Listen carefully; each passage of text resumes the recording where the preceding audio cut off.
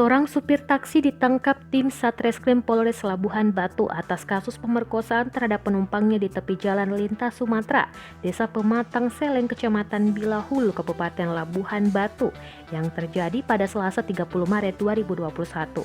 Dikonfirmasi melalui telepon pada Senin 5 April 2021 siang, Kapolres Labuhan Batu, AKBP Denny Kurniawan menjelaskan, pelaku berinisial MS 30 tahun, warga Jalan Hal Adam Malik, Kelurahan Sirandorung, Kecamatan Rantau Utara.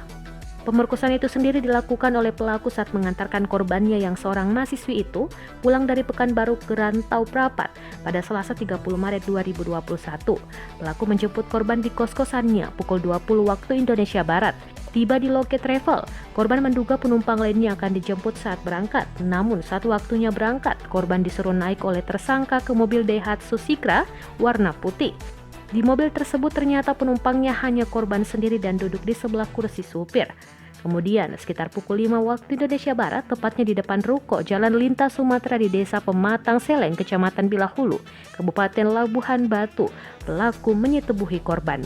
Korban juga terluka memar di bagian dada dan paha. Setelah melakukan perbuatan bejatnya, pelaku mengantarkan korban ke alamat tujuan.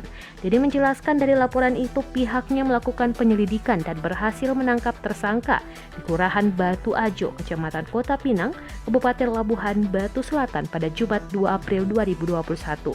Video penangkapan MS viral di media sosial Instagram @medantalk. Video berdurasi 5 menit 40 detik itu telah ditonton ribuan kali. Di video itu tertulis keterangan tekap, Polres Labuhan Batu, tangkap pelaku pemerkosaan di rumah saat terlelap. Terlihat di video tersebut personel mengetuk sebuah rumah kayu di malam hari.